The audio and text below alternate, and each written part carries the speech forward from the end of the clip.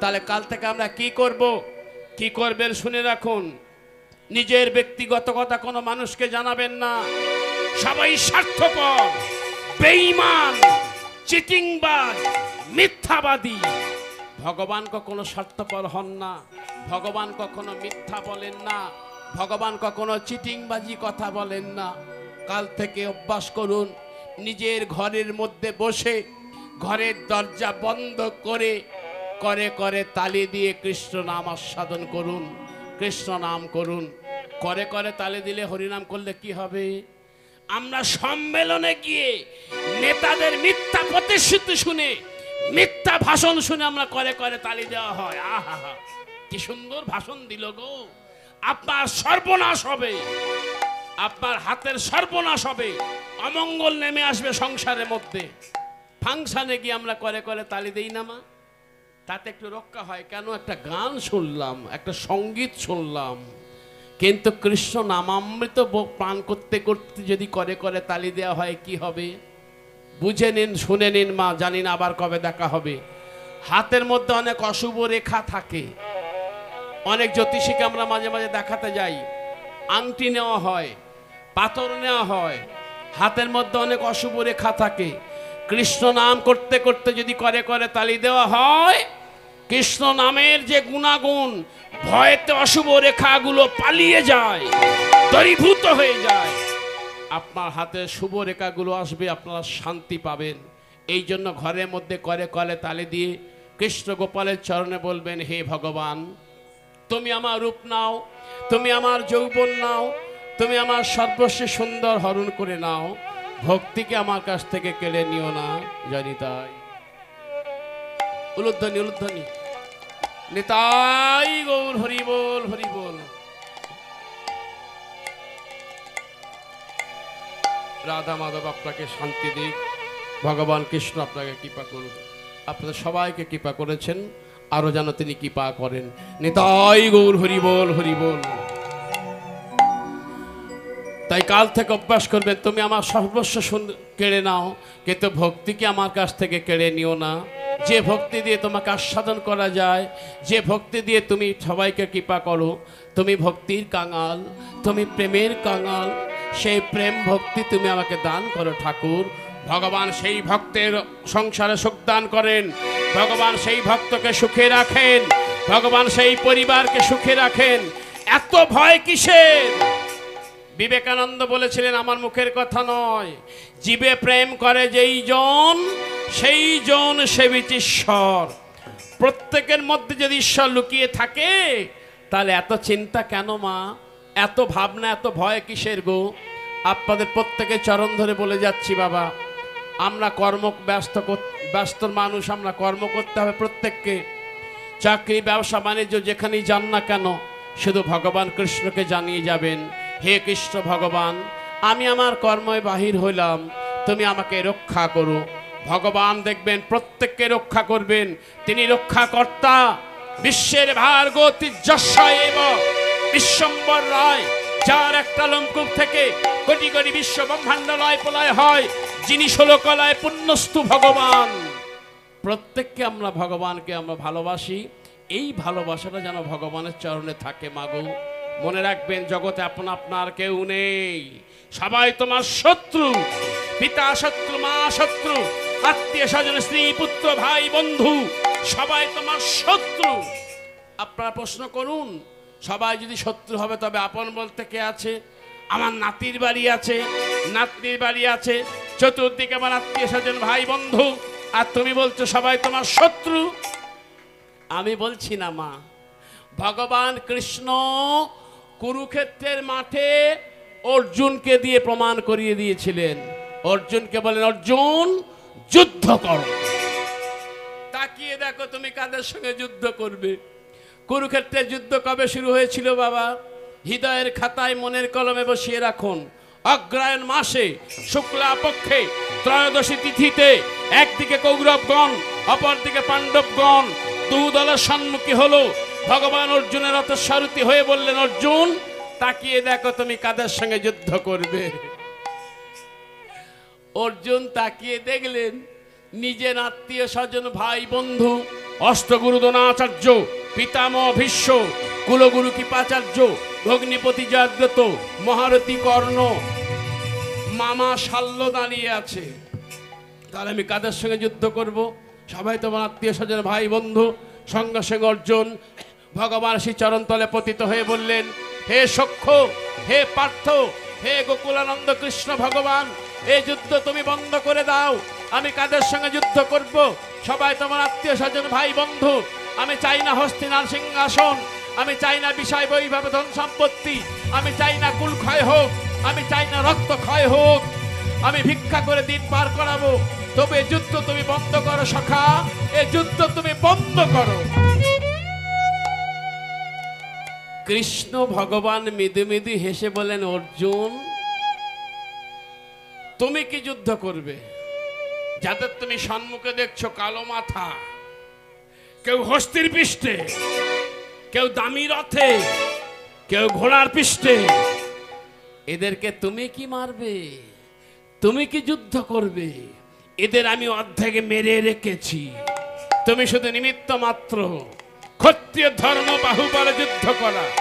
মনে রেখো অর্জুন, নৈনাং ছিন্দন্তি শস্ত্রাণি, নৈনাং দহতি পাবক, ন চৈনাং ক্লেদান্তপন শশতি মারুত। আত্মার মৃত্যু হয় না, অগ্নিয়াকে দগ্ধ করিতে পারে না, বায়ু শুষ্ক করিতে পারে না, ধারালো অস্ত্র দিয়ে ছেদন করাও যায় না, আত্মাকে জলেও ভেজানো যায় না। কাছে এসে সখা কর্ম করো, ফলের আশা করো না, ফল দেব আমি, যেমন কর্ম তেমন ফল। এবারে বলুন তো মা, কর্ম বড় না ধর্ম বড়? ধর্ম। ভগবান ধর্ম করতে একবারও বলেননি। 18 অধ্যায় গীতায় কর্মযোগটা দেখবেন। ধর্ম করবে কি না করবে তোমাদের নিজস্ব ব্যক্তিগত ব্যাপার। অর্জুনকে বলেন, অর্জুন কর্ম করো, ফলের আশা করো না। কি সুন্দর সিদ্ধান্ত দেখুন বাবা। আমি প্রত্যেক দিন অফিসে ট্রেনে করে যাই, কেমন? তা একদিন বাড়ি থেকে আমার গিন্নি ফোন করছে, হ্যাঁ গো শুনছো? টেলিফোন করছেন, এখন অফিস ছুটি হয়নি, হবে। আচ্ছা বলো তো মা, প্রত্যেকের ঘরে ঘরে 3-4টে করে মোবাইল আছে, তা মোবাইলের নাম্বার কটা? জিজ্ঞাসা যখন করছি কারণ তো একটা আছে। এই মোবাইলের নাম্বার কটা ভাই বলো? 12টা। পাকশালা, ভগবানের একটা টেলিফোন নাম্বার আছে, হৃদয়ের খাতায় মনের কলমে বসিয়ে রাখুন। ভগবানের টেলিফোন নাম্বার 12টা নয়, 8টা নয়, 7টা নয়, মাত্র 4টি সংখ্যা, 1632। এই হলো ভগবানের টেলিফোন নাম্বার। আদি মহামন্ত্র নাম তারক ব্রহ্ম নাম।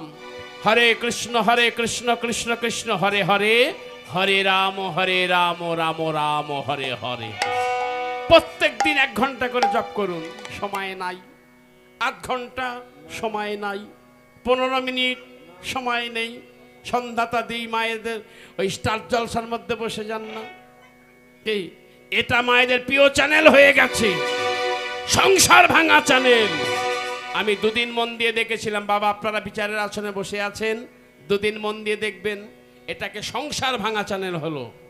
ভাসুরকে টানাটানি, দেওরকে বের করে দেওয়া, শ্বশুর শাশুড়িকে পেটাপিটি করা, কেন গো? আর এই চ্যানেলটাই বৌদিরা মায়েরা বেছে নিয়েছেন। স্টার জলসা, কটকটি, সিমুই, হোম ডেলিভারি, শালা কি জিনিস হচ্ছে গো? সবাই আমরা নকলের পিছনে ছুটছি, আসলটাকে কেউ ধরতে পারছি না বাবা। জয় জগন্নাথ হচ্ছে, রামায়ণ হচ্ছে, মহাভারত হচ্ছে, সেগুলো আমরা দেখবো না। এই স্টার জলসাটাই বেছে নিল, মানে যাতে তাড়াতাড়ি মনটা ধ্বংস হয়ে যায়। আমরা সবাই ধ্বংসের পথে চলেছি। সাবধান হও, এখনো সময় আছে যুবক ভাইয়েরা, কেউ তোমার আপন নেই। তাহলে মা 10 মিনিট সময় নেই, 3 বার চেষ্টা করে দেখতে পারি, তবে একটু ভক্তি সহকারে করতে হবে মা। 3 বারই করুন, ভক্তি দিয়ে করুন। ভক্তিতে, ভক্তি যার ভগবান তার, ভক্তি যার নেই ভগবান তার কাছে নেই। আজকে কথাটা শুনে কাল থেকে ভুলে গেলে হবে না মা। ধরুন একটি কাটারিতে ভালো করে ধার দিয়ে আলমারির মধ্যে তুলে রাখলাম, আর সেই কাটারিটা যদি 1 বছর পর বার করা হয়, তার রংটা কেমন থাকবে? চকচক করবে, কি হবে? জাং ধরে যাবে, ভোঁতা হয়ে যাবে। আর প্রত্যেক দিন যদি একটু করে ঘষা হয় তাহলে জং ধরবে না, চকচক করবে। তদ্রূপ কাল থেকে একটু করে জপ করুন ভক্তমণ্ডলী। সবার চরণ ধরে বলে যাচ্ছি গো, তিনি ছিলেন, আছেন, থাকবেন। একদিন না একদিন ভগবানকে সাড়া দিতেই হবে। যদি না সাড়া দেন, চৈতন্য চরিতামৃত মিথ্যা, ভাগবত মিথ্যা হবে, ভগবান মুখোশিত বাণী মিথ্যা হয়ে যাবে। প্রত্যেক দিন একটু করে হ্যালো হ্যালো করে ট্রাই করে দেখুন না। তদ্রূপ ফোন করছেন, হ্যাঁ গো শুনছো, আসার সময় 2 কেজি ফল কিনে এনে তো। তা আমি বললাম ফোনটা রাখো, ঠিক আছে 2 কেজি ফল আমি নিয়ে যাব। কর্ম করো, ফলের আশা করো না, তারপর সিদ্ধান্ত দেখুন। তা আমি স্টেশনে নেমে বাবা ভালো দোকানদারকে গিয়ে বললাম, এই যে দোকানদার, হ্যাঁ বলো, তোমার ফল কত করে কেজি? 200 টাকা। দোকানদার বললো 200 টাকা। তাহলে আমাকে 2 কেজি ফল দাও। দোকানদার বলছেন, তুমি নিজে হাতে ফল বেছে নেবে না আমি তোমাকে নিজে ভালো ফল বেছে দেব? আমি বিশ্বাস করতে পারলাম না। অতি চালাকের গলায় দড়ি বলে না মা। আমি মনে মনে চিন্তা করলাম, টাকা দিয়ে যখন আমি ফল কিনবো তাহলে নিজে হাতে ফল বেছে নেব। ব্যাপারী যদি আমাকে ঠকিয়ে দেন, বিশ্বাস করতে পারলাম না।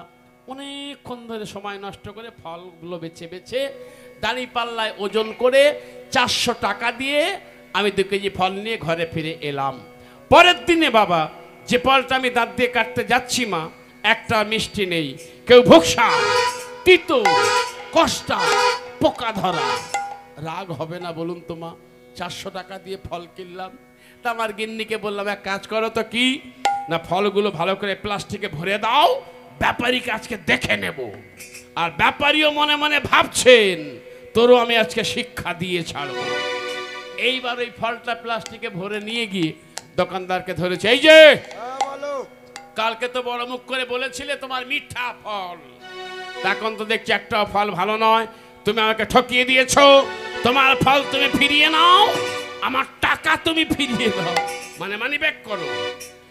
তা ব্যাপারী মেদি মেদি হেসে বলছেন, আমি তো তোমাকে ভালো ফল দিতে চেয়েছিলাম, তুমি আমাকে বিশ্বাস করতে পারোনি। যদি তুমি আমাকে বিশ্বাস করতে পারতে তাহলে সময় নষ্ট করে আমার কাছে দ্বিতীয়বার তোমাকে ছুটে আসতে হতো না। সংসারের জ্বালা জর্জরিত হয়ে, ক্রোধান্বিত হয়ে, লোভের বশে বশীভূত হয়ে দ্বিতীয়বার আমার কাছে তোমাকে আসতে হতো না। তুমি নিজে হাতে ফল বেছে নিয়েছো, এখন তোমার ফল তুমি ভোগ, তোমার ফল তুমি ভোগ করো। সেই ফলটা কি মা? সেই ফলটা হলো আমাদের প্রত্যেকের কর্মফল। তাই ভগবান শ্রীকৃষ্ণ বললেন অর্জুনকে, কর্ম করো, ফলের আশা করো না। এবারে বলুন তো মা, ওই দোকানদারটা কে ছিলেন আর খরিদ্দারটা কে ছিলেন? দোকানদার হলেন বিশ্বের শ্রেষ্ঠ হিসাব রক্ষক, বিশ্বের শ্রেষ্ঠ দোকানদার, বিশ্বের শ্রেষ্ঠ বুদ্ধিমান, বিশ্বের শ্রেষ্ঠ যোদ্ধা, বিশ্বের শ্রেষ্ঠ কূটনৈতিক রাজনীতিবিদ, বিশ্বের শ্রেষ্ঠ হিসাব রক্ষক ভগবান কৃষ্ণ হলেন দোকানদার, আর খরিদ্দার হলেন অর্জুন। তাই হে ভক্তমণ্ডলী মা, শুধু অর্জুন নন, আমাদের প্রত্যেকের কর্ম করার অধিকার আছে, ফল চাওয়ার অধিকার নেই, ফল দেবেন তিনি। তাই ভগবান কৃষ্ণ ভগবান কুরুক্ষেত্রের মাঠে, ধর্মক্ষেত্রের মাঠে অর্জুনকে বলেন, অর্জুন, যাদের তুমি সম্মুখে দেখছো কালো মাথা, আত্মীয় স্বজন, ভাই বন্ধু, গুরুদেব, এরা তোমার কেউ আপন নয়। কুরুক্ষেত্রের মাঠে, ধর্মক্ষেত্রের মাঠে, রণাঙ্গনের মাঠে ক্ষত্রিয়ের ধর্ম বাহুবলে যুদ্ধ করা, যুদ্ধ করো। আর অনেক গীতার বাণী শুনিয়েছিলেন বাবা, আপনারা জানেন।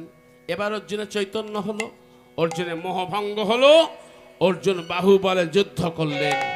তাহলে এখানেও ভগবান প্রমাণ করে দিয়েছেন, আমার মুখের কথা নয়, এখানেও ভগবান প্রমাণ করেছেন এই জগৎ আপন তোমার কেউ নেই, সবাই তোমার শত্রু। তাহলে আপন বলতে কে আছে মা?